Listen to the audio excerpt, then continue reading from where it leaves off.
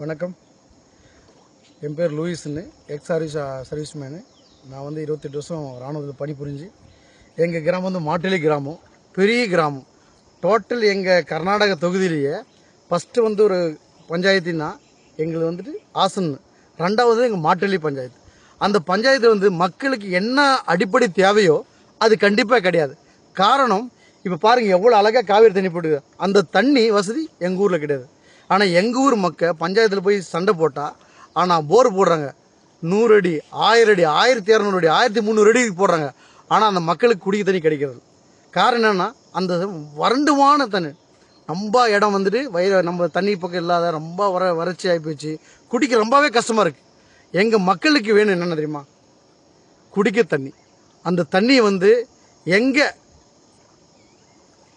Government சித்தராமையிலேருந்து சின்ன குழந்தைங்க எங்களுக்கு ஒரே ஒரு கோரிக்கை என்னென்னா, எங்களுக்கு குடிக்க தண்ணி வேணும். ஆனால் எங்கள் கிராமம் இன்றைக்கி பெரிய ஒரு அற்புதமான ஒரு ரேலி பண்ணிக்கிறாங்க. அந்த ரேலியில் எங்களுடைய குடி தண்ணிக்கு வசனமே தான், வேறு எதுவுமே கிடையாது. எங்களுக்கு குடிக்க தண்ணி முக்கியமாக வேணும்.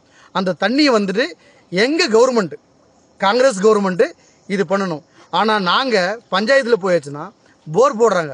போர் போட்டாச்சுன்னா எங்கள் பக்கம் ஒரு மெஜாரிட்டி ஜேடிஎஸ், காங்கிரஸ், இது ரெண்டு சொல்லி எங்கள் மக்களுக்கு தண்ணியை கொடுக்கறதில்ல. கேட்டாச்சுன்னா அவங்க ஜேடிஎஸ்கார் போட்டாங்க, அவங்கள போய் மோட்டர் போட்டு சொல்லுங்கள், அங்கே காங்கிரஸ்கார் போட்டாங்க, நீ அவங்கள போய் போட்டு, இது ரெண்டு கட்சியும் சண்டை போட்டுக்கிறாங்க ஒழிஞ்சு. ஆனால் எங்கள் மக்களுக்கு தண்ணி குடிக்கல. ஆனால் ஓட்டு போடக்குள்ள எந்த கட்சி கிடையாது, பஞ்சாயத்துக்கு மட்டும் கேட்குறாங்க.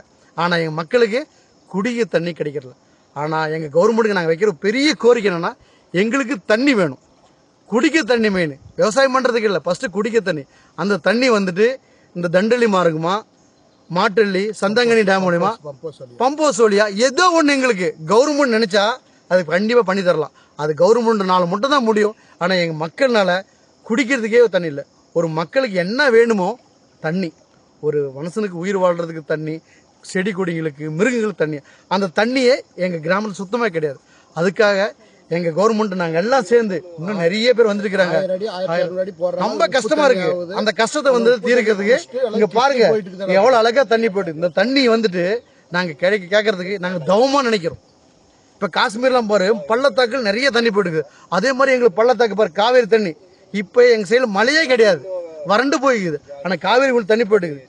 இந்த தண்ணியை தண்டலி மார்க்குமா பம்போஸ் பண்ணியாச்சுன்னா அதே பாலாறு போய் பாலாறுல மேட்டூர் டேம் போயிடும். அந்த தண்ணி ஸ்டாக்கு நாங்கள் பண்ணுறது கிடையாது. இப்படி ரூட்டு டைவெர்ட் பண்ணி அந்த தண்ணி அப்படியே தமிழ்நாட்டுக்கு போகிற மாதிரி தான் பண்ணுறோம். அதனால் எங்கள் கவர்மெண்ட்டு இந்த ஆலேரி கரையும் சரி, கீர்பதி கரையும் சரி, இது பூர்த்தி பண்ணணும். அவனால் மட்டும் தான் முடியும். சித்தராமையம் மனசு வச்சா மட்டும் தான் முடியும். அவர் மனசு வைக்கணும்.